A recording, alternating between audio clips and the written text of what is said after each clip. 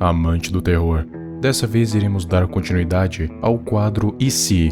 E dessa vez, uma pergunta que muitos fazem, e você já viu isso no título. E se um espelho fosse colocado na frente de SCP-173?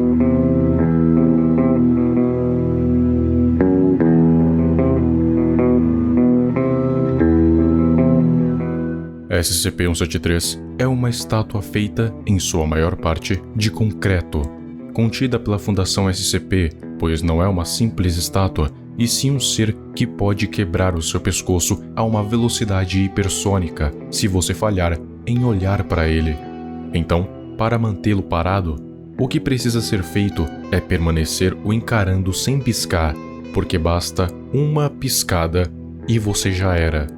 Por isso que para fazer a limpeza na cela ou mesmo testes com o SCP, é preciso entrar pelo menos 3 funcionários, um para fazer o teste e 2 para ficar encarando, para que assim sempre haja alguém olhando para ele e evitando que todos ali tenham seus pescoços quebrados.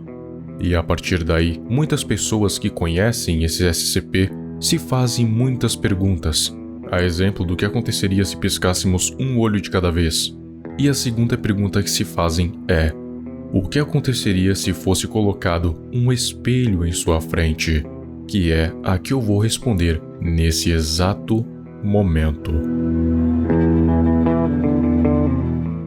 Antes de responder essa pergunta, primeiro temos que levar em consideração a natureza e o propósito que deram ao SCP-173.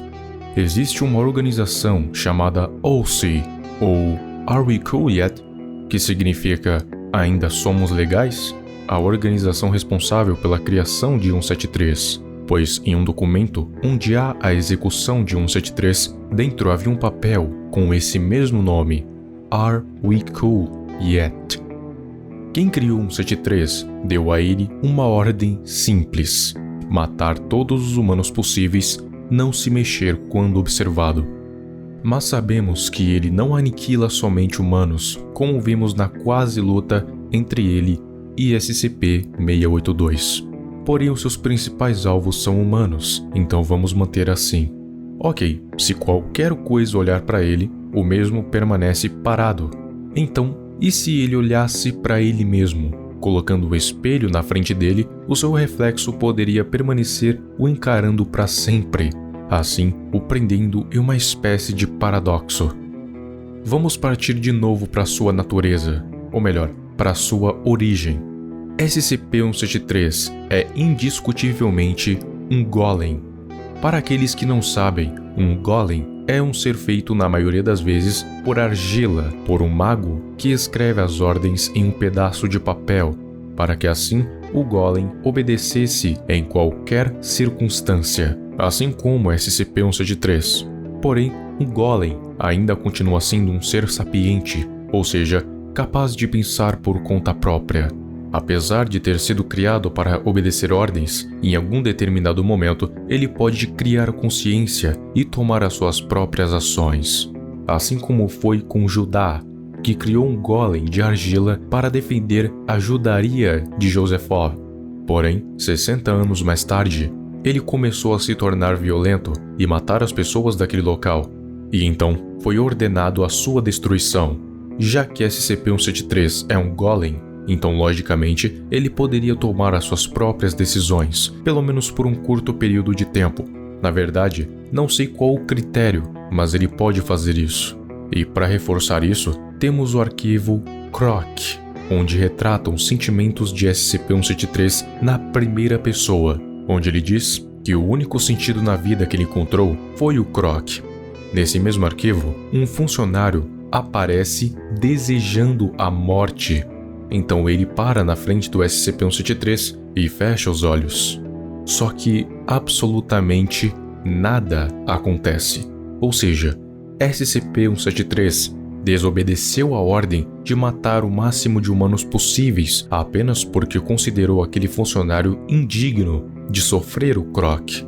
Então aí concluímos que SCP-173 é capaz de desobedecer ordens e pensar por conta própria, sendo um ser sapiente.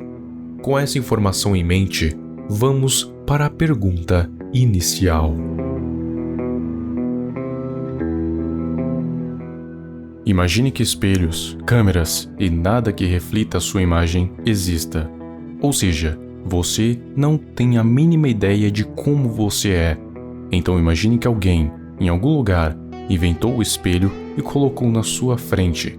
Assim, você podendo se ver pela primeira vez, seria um choque muito grande, porque tudo que você faz, aquele indivíduo idêntico a você imita perfeitamente. Só que passado um tempo, você vai se acostumando com o fato de que aquilo que você está vendo no espelho é apenas você mesmo, porque afinal, você é um ser sapiente e consegue aprender que aquele é você. Agora voltemos para o SCP-173. Imagine que algum classe D colocou um espelho na frente dele. Daí então, ele fez o teste definitivo e fecha os olhos. E surpreendentemente, nada acontece. SCP-173 continua parado, se encarando em frente ao espelho. E isso permanece por muito tempo, se mexe, pisca e faz tudo isso, mas nada do SCP se mexer. Então se passa o dia inteiro nisso, e até agora ele não se moveu 1 centímetro sequer. Até que eles chegam à conclusão que SCP-173 está definitivamente contido, pois vai ter para sempre algo o encarando. Um novo dia raia e chegou a hora de fazer a manutenção da cela do 173. Só que como ele está aparentemente contido, então não há problema em enviar apenas 2 funcionários para fazer isso. Então as portas se abrem, eles pisam o pé para dentro da cela e... crack! SCP-173 escapou da cela de contenção. Você se lembra da primeira impressão do espelho? Você fica impressionado, porém, logo se acostuma com a ideia de que aquilo é você mesmo no espelho? Pois é, com SCP-173 não seria diferente, já que o mesmo é um ser sapiente, capaz de aprender e até mesmo desobedecer ordens. Então no início, ele até pode ter pensado que aquilo era um outro ser olhando para ele. Porém, com o passar do tempo, ele ia acabar percebendo que aquele objeto reflete a sua própria imagem. Então usaria isso para enganar os funcionários e escapar da sua cela de contenção. Eu disse, é bom demais para ser verdade. E se a Fundação já não soubesse disso, ela já teria usado essa técnica há muito tempo. Porém, do mesmo modo que piscar um olho de cada vez só funcionaria por um curto período de tempo, colocar um espelho na frente do 173 também só funcionaria por um período de tempo. Inclusive, eu já respondi uma pergunta do mesmo tipo. O que aconteceria se colocasse um espelho na frente do SCP-096? E em ambos os SCPs não funcionaria, pois um destruiria o espelho e o outro simplesmente ignoraria.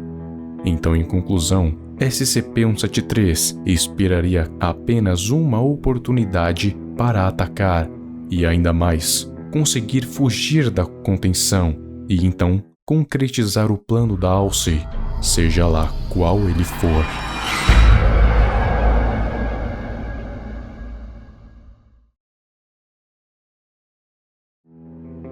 O próximo vídeo vai ser uma continuidade do quadro O Quão, e dessa vez, o quão rápida ou potente pode ser a regeneração de SCP-682.